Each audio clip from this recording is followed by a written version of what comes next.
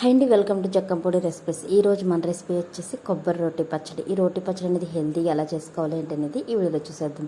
హెల్తీగా ఎందుకన్నాను ఏంటనేది మీకు వీడియోలో చెప్తానండి. ఇదిగోండి, లాస్ట్గా మనం కొబ్బరి పచ్చడి అంతా చేసిన తర్వాత ఇలా రోట్లో అన్నం వేసి 4-5 ముద్దలు లాగించేస్తే ఉంటుంది. అసలు ఆ టేస్టే వేరు కదా. మరి ఇంకెందుకు ఆలస్యం, ఎలా చేసుకోవాలి ఏంటనేది ఇప్పుడు ఈ వీడియోలో చూసేద్దాము. లాస్ట్ వరకు స్కిప్ చేయకుండా వీడియో మొత్తం చూసేయండి. ముందుగా ఒక కొబ్బరికాయ తీసేసుకొని అందులో హాఫ్ పీస్ వరకు తీసుకోవాలన్నమాట. దీన్ని చిన్న చిన్న ముక్కల కింద కట్ చేసేసుకొని ఒక ప్లేట్లోకి యాడ్ చేసుకుందాము.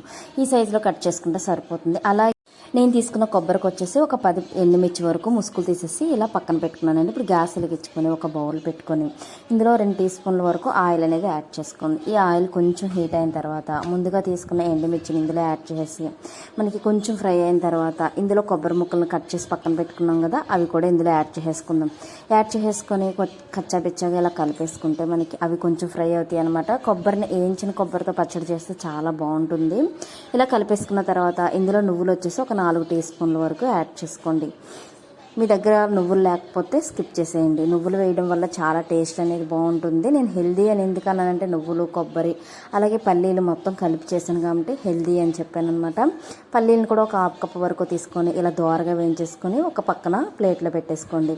ఇప్పుడు ముందుగా రోల్ని అనేది ఇలా శుభ్రం చేసేసుకున్న తర్వాత ముందుగా ఎండుమిర్చిని దంచుకుందాం. మొత్తం కలిపి దంచేస్తే మనకి ఎండుమిర్చి అనేవి నలగవన్నమాట. అందుకని ముందుగా ఎండుమిర్చిని ఇలా కచ్చాబిచ్చాగా దంచేసుకోవాలి. మొత్తం మనకి ఎండుమిర్చి అనేది తొందరగా నలిగిపోవాలి అంటే ఇందులో గల్లులుప్పు వచ్చేసి 1 టీ స్పూన్ వరకు యాడ్ చేసుకొని బాగా ఇలా దంచేసుకోండి.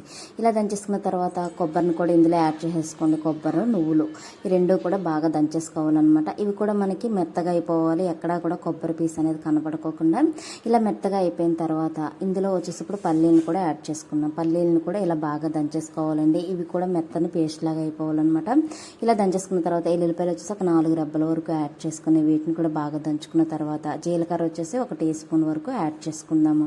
ఇలా యాడ్ చేసుకున్న తర్వాత పసుపు వచ్చేసి 1 టీ స్పూన్ యాడ్ చేసుకొని అలాగే నానబెట్టిన చింతపండును కూడా యాడ్ చేసుకుని కొంచెం లైట్గా వాటర్ అనేది యాడ్ చేసుకొని కొంచెం ఉప్పు అనేది సరిపోయిందో లేదో ఒకసారి చెక్ చేసుకొని మరలా ఉప్పు అనేది సరిపోకపోతే ఇప్పుడే మనం అడ్జస్ట్ చేసుకుని యాడ్ చేసుకొని కొంచెం వాటర్ అనేది యాడ్ చేసుకొని ఇలా బాగా రుబ్బేసుకోవాలన్నమాట ఈ పచ్చడిని.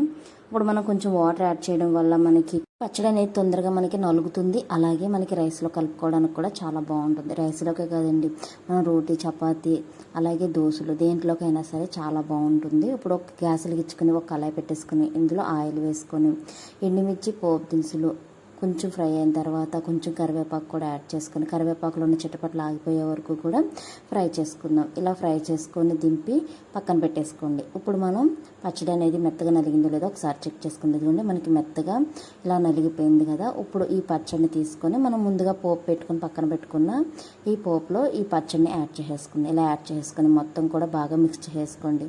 ఇప్పుడు ఇలా మిక్స్ చేస్తే మనకి కొబ్బరి రోటి పచ్చడి అనేది హెల్తీగా తయారైపోయింది.